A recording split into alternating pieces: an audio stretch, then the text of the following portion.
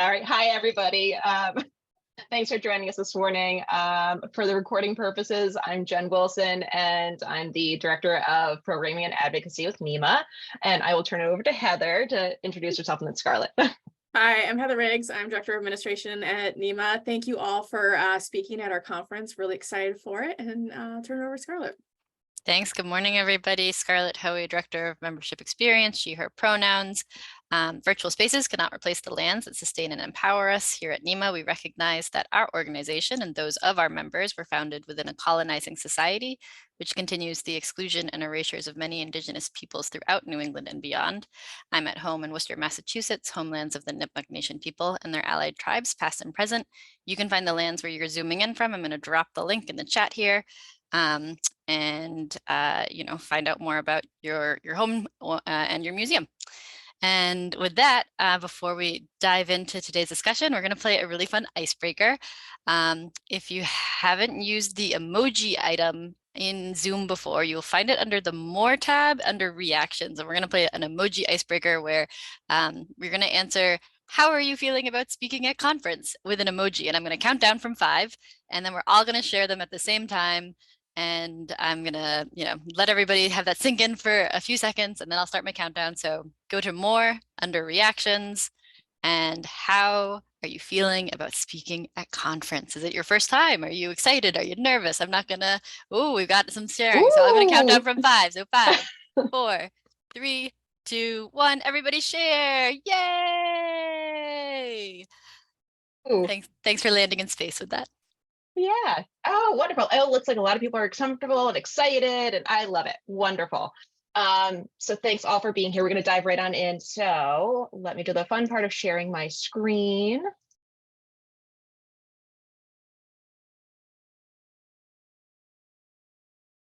All right. And can everybody see that? Great. Awesome. So thanks for joining today for Presentation Accessibility 101. And thank you all for speaking at conference. We are so excited to have so many people on board for this year's conference. I think from my estimate, we have 200 people or so who will be joining us, which is fantastic. Joining us as speakers, I should say. And we couldn't do this without you. So thank you so much. And also thank you for making the time today.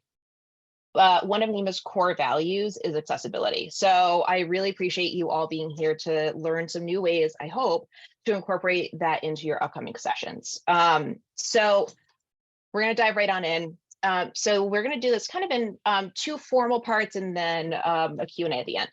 So we're going to start with prep work. So that's building your presentation in advance. What can you do now and in the upcoming weeks before conference to prep yourself for giving a fantastic presentation? And then we'll do sharing is caring, which is delivering your content the day of.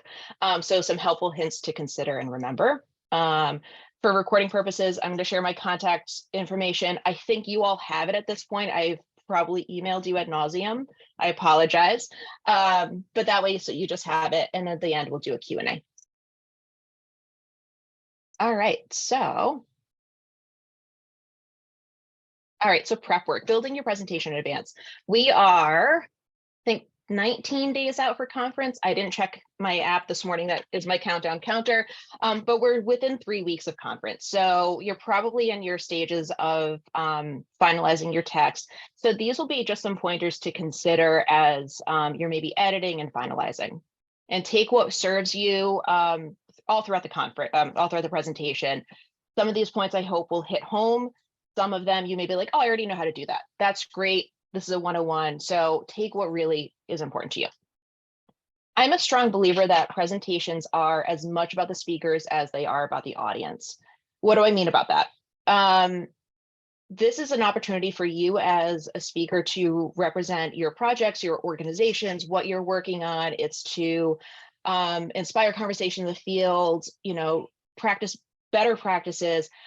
But what's important is that the audience and the attendees that are there, it's important for them to receive that and to make sure that it's as accessible as possible for all of the attendees.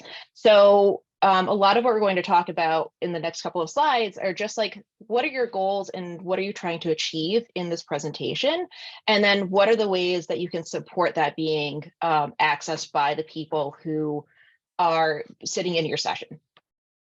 So whenever I'm putting together a presentation or a walking tour or anything like that, I always think about what is the goal of the presentation? What's the feeling I'm trying to create? Is it to inspire? Is it to create dialogue? In this situation, for literally right now, I am really hoping that I'm giving you at least a couple of takeaways that you can have with you at the end, so your presentations are accessible and you feel supported on every front. So you're not walking into your presentation like, am I doing the best job? I want to create a foundation for you and make you leave with the feeling of like, I know where I can go to ask some questions. I also like to ask this of myself: what are ways I can support myself? Is it like, I know I'm going to flub something, so I need to really make a note on it? Is it I partner with an organization and it's like a 17-word title of the organization, and I always get the acronym mixed up? Is it making my notes like that?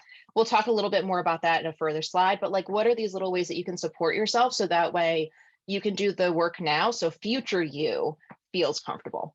On the flip side, for your audience, what are the 3 takeaways that you want your audience to leave with? Really hone in on those, what those takeaways are. And then a lot of this conversation will be about facilitating how those takeaways can be accessible for everybody. So my takeaways for today, I'm hoping that you can embed some of this information in your prep work, that you, especially if you're a longtime presenter, that you leave with at least one fun thing of like, oh, or one idea. It's like, oh, I hadn't considered that. I'll start to integrate that into my public speaking practices.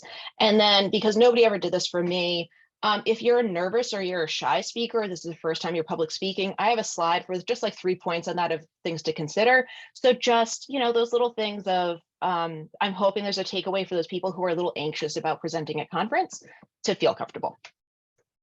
All right, so you all have your own individual content. I trust all of you have fantastic things. So here's just some basic stuff for the content and how to lay it out on the screen. So less is better. Focus on the key points that support your goal. You know your information inside and out, so that allows you the ability to hone in on those things that are really important. What are your goals and what are the key takeaways and how do they link up? Anything that's beyond that can be extraneous and can take away from the impact of what you're doing. So really hone in on that. I'm also a really big fan of road mapping. I think I know some of you professionally from before my time at NEMA. I've done a lot of work as a walking tour guide and as a bus guide. So road mapping for me, I'm used to literally telling people where we're going physically in space, but that people love to know where they're going to be heading. And that's especially in a presentation situation. That can mean that for some people, they're extensive note takers. That helps them format what their notes will look like. For some people, it may mean that they just want to have a sense of like, okay, I'm going to land like 1, 2, 3. I'm going to get these 3 takeaways. Or for some people, it could be a physical thing of, they can't sit for 90 minutes. Some people have health issues and they may need to run to the bathroom. So they may be planning out in their head like, okay, here's maybe a moment that I can duck out. So my game plan at the beginning was our roadmap. So discuss that, just give people a very quick, like, here's where we're going in this time together. And then the last one, this is my facetious, what's the point? Don't put a wall of text on a slide for a variety of reasons.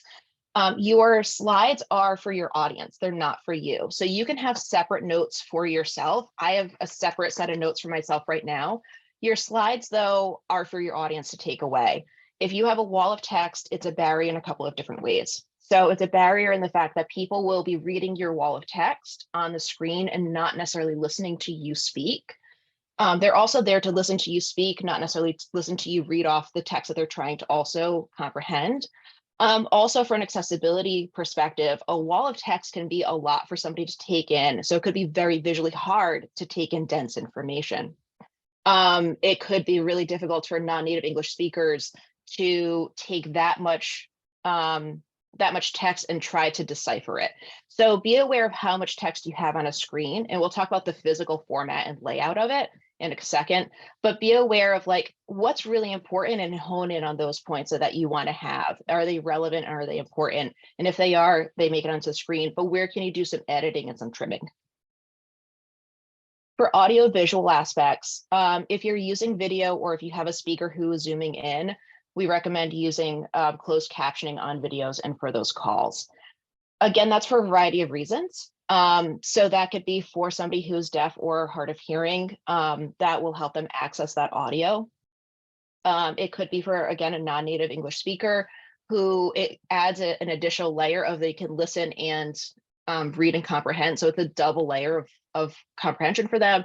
It could also mean that if for some reason the audio just kicks out in your room and you don't, excuse me, you don't have audio capabilities, the speakers are just shot for whatever reason, won't happen, but if it does, you have a backup. If you're using images in pictures, make sure that they are ones that inherently support your goal. So ones that are really making an impact, and skip unnecessary ones. So are they really relevant? Are they showing people in the space that you're talking about? Are they, if you're talking about, you know, reconstruction work in your museum space, is it a before and after? Or is it just like, oh, well, you know, I'm just going to put a bunch of images on and I'm not going to put a lot of text. Think about strategically how you'll use those visual aids, because you should also be describing them as you're talking. We'll talk about that in the next section. But think about what is useful to folks and what they'll really need, and ones that if people can't see the images, what are they missing out on? And does that support it? I would also recommend, if you have the space, to include alternative text or alt text. And that's just text that describes the appearance and the function of the image. So that makes the image that you have on your screen accessible and readily available for anybody who can't necessarily see the image, but they can have either somebody read it, or it gives you a quick description of it, or later on, if you're sharing your slides, it's there for people so they can access it with like a transcriber on their phone. If anybody's using graphs, I think some people may keep your graphs easy to comprehend and hone in on the relevant data. I think we've all been in that situation where we're like, I find myself doing this all the time. I'm like on Instagram looking at the news and there are these super complicated graphs. I'm like, I don't know what's happening in this.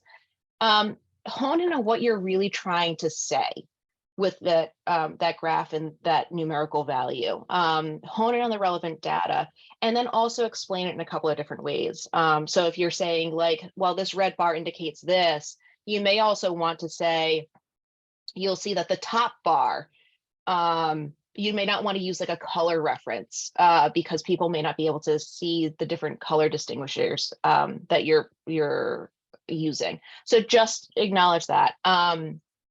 Sometimes people, if you really do need to use that like really dense data, I would maybe have some printouts or to share that in advance. I'll send that link so you can share your printouts in advance.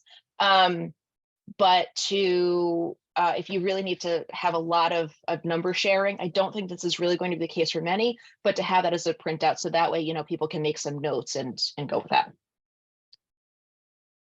All right, so the physical, like, I guess, physical format of your presentation. So what's the layout? So we've talked about the content, how that should be considered. How do you lay out at least your text? For the format, for font, use at least a 28-point font. So I think for this presentation, I'm using probably a 30 or 35, but generally anything over 28 is really good. And also use a sans serif, Helvetica, Arial, those are really good ones. For sans serif versus serif. Serif are the fonts that have like little squigglies on the ends of the letters. So like Helvetica right in here would have like little bars maybe at the top and the bottom of that capital H. That can be just really difficult for people to read and comprehend. It actually can add some additional eye strain for everybody. So just be aware of like keeping your fonts really large and minimalistic. So kind of really clean, so that way it's easy to visually digest. For colors for your presentation, go with high contrast colors for your text. So a light background, white or ivory, I'm using an ivory, and a dark text. That'll allow people to distinguish one from the other. Or a dark background and a light text. That's also an option, but keep it like black and white, or really dark color and like a, you know, an off-white. Avoid large amounts of red text or yellow background. Those can be very difficult for people to comprehend. Red text is one of the colors that most people who experience color blindness really they grapple with, and they can't really see appropriately. So be aware of that. And a bright yellow background especially can cause a lot of eye strain. So just be aware of that if you're laying out your screen. So I wouldn't do like a bright yellow background and then like blue. That's going to be a really harsh contrast. Stick with the basics. And then for spacing, the more space, the better. So if you can see, excuse me, if you can see like this, a lot of white space or a lot of clean space around it, that really helps. And I'd encourage you to use a 1.5 or 2-point spacing between lines.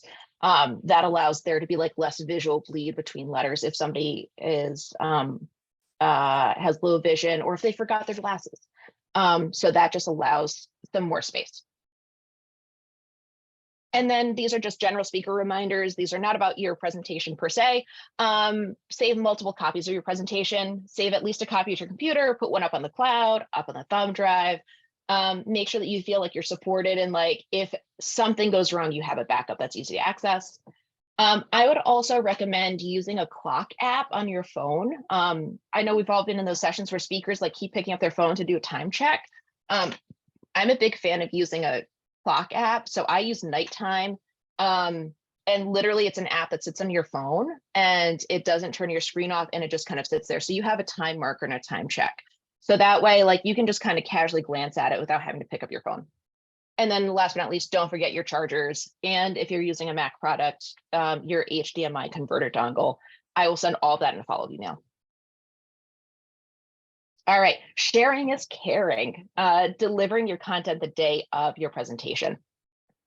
So some better practices: utilize the microphone. Even if you're a loudspeaker, use it. The microphone and the amplification is for the attendees, not for you. I have fallen into like, I'm a loudspeaker. I've done walking tours for years. It's not about me in this case. It's about making sure that everybody who's sitting in attendance can hear you. I'm also a big fan of asking if people can see and hear me, and encouraging them and enabling to call me out in conversation or in presentation to say like, I can't hear you. It's perfectly okay to go up to the mic and just say like, can everybody hear me? Let me know if you can't. It's also, you know, I think the podium will be strategically placed in every room where you will be very well lit. So just make sure you can do a check-in with audience. That also, that builds in some trust. Speak at a comfortable, measured pace. I know there are some people who get really nervous and really flustered when doing public talking. So they start to ramp up and they get really, really fast. And then it becomes hard to comprehend what they're saying. So just speak at a comfortable, measured pace. Take some deep breaths in there. Also, if you're speaking at a comfortable, measured pace, and there is an ASL interpreter in the room with you, sorry, my cat is knocking things down behind me. If there is an ASL interpreter with you in the room, then this allows them to comfortably interpret as you're speaking. You don't need to slow down to an unnatural pace, but just make sure you're not going like really nervous fast. When you're talking, face the audience and refrain from covering your mouth. So for as much of the presentation as possible, try to face your audience. There may be some people who are relying on lip reading during the presentation, and they'll need you to be facing them so they can access what you're saying. So, and try not to do a lot of this because that will also, that'll impede their experience. I think this is a given, that don't block on-screen captioning and don't block the interpreter. What's the phrase, you make a better door than a window? I think, you know, all of us as kids probably heard that from an adult. Be aware of where you're positioned in the room and making sure that people can access the interpretation or the captioning as needed. And then if you are taking a Q&A at the end, always repeat questions back to your group. We probably won't have microphones in the rooms for the attendees to ask questions. So this is an opportunity for you to double check that you've understood what they're asking you. So you can kind of repeat it back and go like, I got you, right? And then this is also an opportunity for you to take, to use the microphone and make sure everybody can hear what you're saying. And to make sure that that question's accessible for everybody. I know that I've been in several Q&As where I have no idea what the question was, and then that answer isn't relevant. So that's just a really quick tip. some additional better practices. If you have images on your slides, as we talked about earlier, make sure you give a brief description of what's going on in the image. So that alt text. So you can say in an image, if you have a group of people in a group of children engaging in your museum, you may want to say like, there's a group of 7 children of all different ages and all different races that are in this, and they're engaged in this type of activity, and they're playing with blue and yellow paper. Something to that effect, to give a visual representation for people who may not be able to see your slides. Also, if you are going to play a video, just give a brief synopsis of what's happening in the video. And that provides some content for the people who may not be able to see what's happening in the video, but are going to hear the audio. If you are asking a question of people in the space, make sure you're describing the actions in the room. So if you're asking for people to raise their hands, just do a recap of like, well, half the room has their hand raised. Or if you're passing out papers and pencils, just to say like, I'll be going around the room, I'm going to hand out this material, you'll receive this in front of you. That just allows people who may not be able to see what's happening, understand the physical realm around them.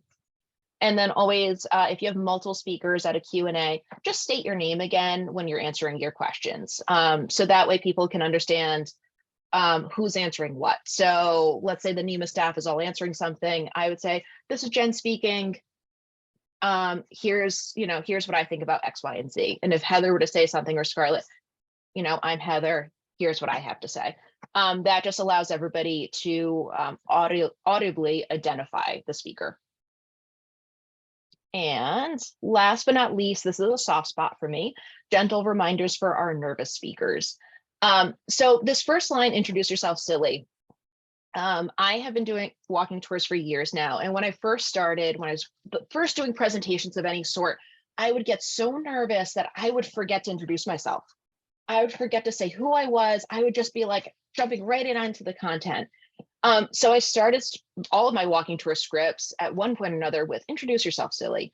And it was just this little cue to remind myself of the important points that I knew I was going to lose track of as a nervous speaker. It can be anything. It can be little, fun notes to yourself to like remind yourself to calm down. It can be like, again, as I referenced earlier, it can be those like little support systems of like, I always get this acronym wrong, or, here's a very specific data point that I need to hit just right. Build that into your notes so that way you don't feel like you have to like hold that burden in your head. Put it down in some paper. Build yourself those cues. Pace yourself while you're speaking. So if you're a nervous speaker who does the ramp up, and I think we all know what that feels like when you go, consciously slow down. It's okay. Take a deep breath. Pauses tend to feel longer to you than they do to the audience. It's perfectly okay to go recenter and keep going. And then last but not least, give yourself a lot of grace. This is for everybody. This is not nervous speakers. This is for everybody. Vulnerability is human. So, I think most people can fall into the trap of like, oh, this didn't go right and that didn't go right. Give yourself a lot of grace. You're doing something amazing, especially if you're a nervous speaker, doing something amazing by standing up in front of a room of people and putting yourself out there. So just be aware of that. Also, my last one, if you need to, make folks laugh with you. That helps break the tension a lot. My quick anecdote, the very first bus tour I ever gave, I didn't know what I was doing. I was on a bus. I had to kneel on a seat. Like the microphone was wedged between my chest and the seat. I'm traveling backwards. And somebody at the end came up to me and said like, oh, we passed by this historic house I work in. Why didn't you talk about it? And I kind of this is off the bus afterwards. And I kind of looked at him, I gave him a little chuckle, and I was just like, honestly, I was really concerned about not falling backwards or off the seat, that I was super concentrated on what I had in my notes and also staying upright and steady. And he gave me this look of I get that. And he just also chuckled with me. He's like, you did a good job. So be vulnerable, and you can also break the tension. All right, I think that's everything I have. So the quick making contact, these are the 2 email addresses that you can reach me. So conference@nemanet.org and jennifer.wilson@nemanet.org. You'll also be getting this via email in a little bit. So I think, again, all of you have this information. So just as a reminder, and then I'll stop sharing my screen. We can do a Q&A. All right. Hi, everybody. Nice to see your faces again. All right. Do we have any questions? Hey, Jen, Alyssa here. Thanks so much for that. As a veteran speaker, I learn things. I have a comment / question of if those of you, if you know ahead of time, if you're going to have an ASL interpreter, you can support them by sending them any names that you might be sharing, any like industry vocabulary, any longer words that helps them prepare. Even sending your notes to them that they're spelling on the fly, and so anything you can do. So with that, Jen, will we know ahead of time if we're going to have an ASL interpreter in our session?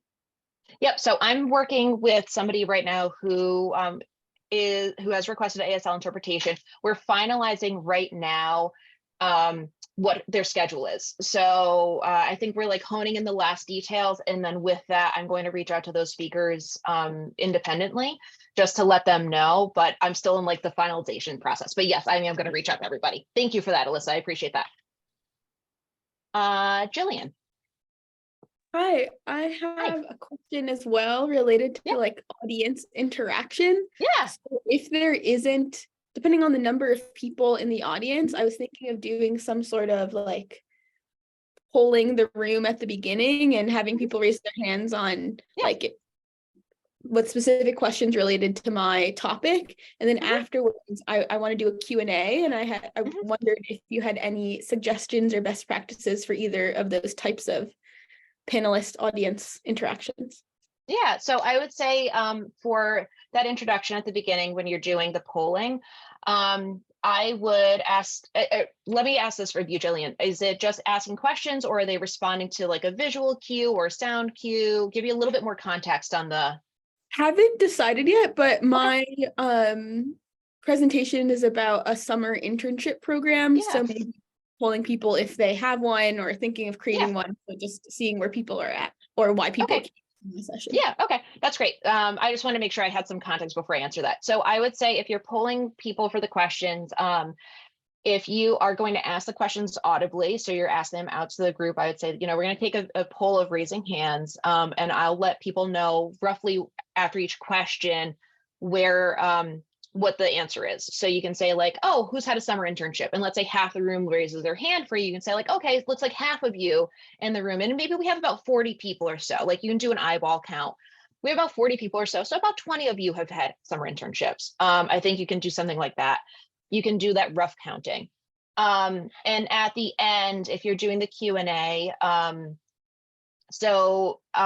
would suggest having a moderator. So somebody who's going to be taking the questions from people in the audience. And I would have that person, it may be you, Jillian, it may be somebody else, who reiterates the question back for the whole group. So that way it's you who is in control of the situation of like asking the question or selecting the person in the audience, hearing it, asking it, and then allowing the Q&A folks to do it. So that way you have one job and then the panelists have their job. And maybe working that out in advance. Does that make sense? Yeah, I'm okay. Doing the presentation with one other person. Yeah.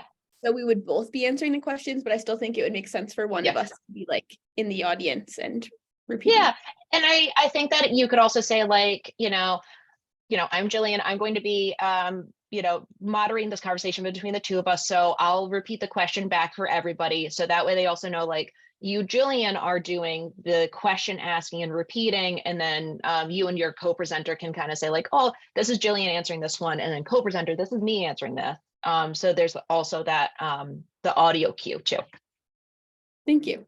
Yeah, of course. Anything else? I'll take anything and everything. I have one, Jen. This is Karen. Yeah. I'm presenting by myself, but I do small group discussions in it. Do you have any suggestions on an accessibility standpoint to encourage people when they're talking in groups? I did this topic last week, and the room was pretty loud during the small group conversations. I had them stay with like 2 to 3 people at most, so they weren't trying to hear somebody, too many seats away or across the table, but any additional tips if the room as a whole gets louder Yeah. when interacting in those small groups? I mean, I'm a big fan of using space, right? So if that means that you're going to have like, a pair share situation for 2 minutes or 5 minutes or 10 minutes, if you want to encourage people to like, step into the doorway or just outside into the corridor, if that's a little bit easier for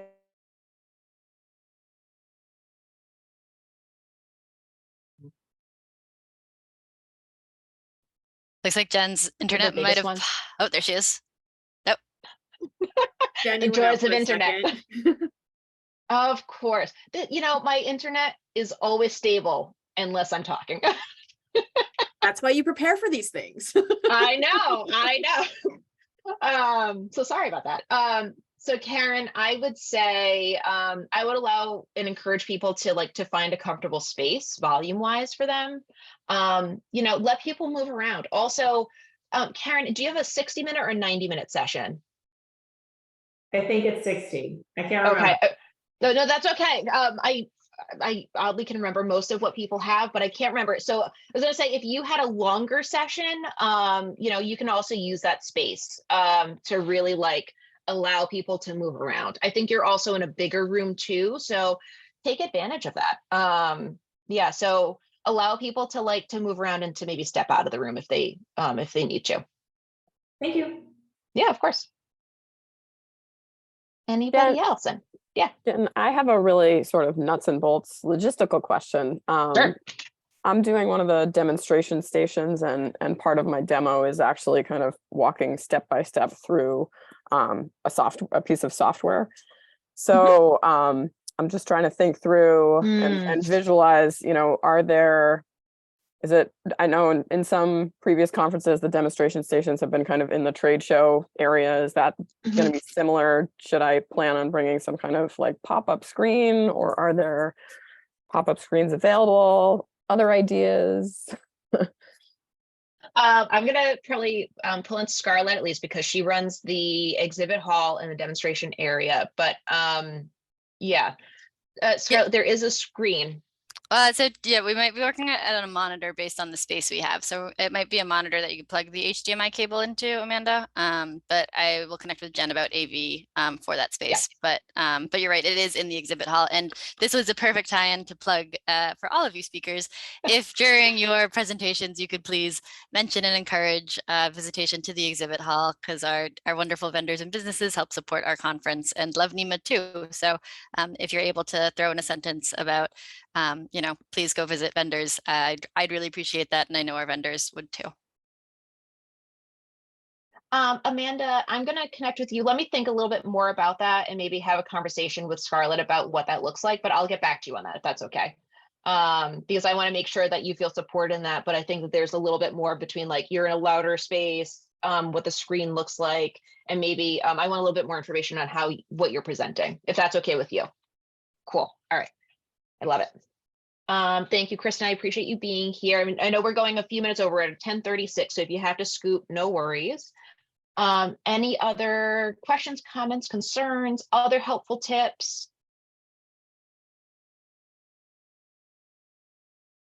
Right, you can drop them in the chat. No? All right, so again, thank you all so much for being here this morning. Thank you so much for talking at conference and speaking at conference. I appreciate so much your interest and support of NEMA. I'm going to send out the link for the recording and the slides. I'm also probably going to make a quick one-page printout for you. So that's my goal. I'm going to work on that today. You should get that by Monday. So you'll get a reminder email for all the speakers will. So all 200 of you will be getting all that information. So I shared my information. Feel free to send any and all questions. I'm there for you for anything you may need. And we will see you in 19 days. We're just right around the corner. So yeah, look forward to meeting so many of you in person. Oh yeah, everybody bring water. Yeah, bring yourself some water. Thank you, Dory. I appreciate that. Yes, bring yourself water. Hydration is key. All right. Thank you, everybody. We'll see you in 19 days.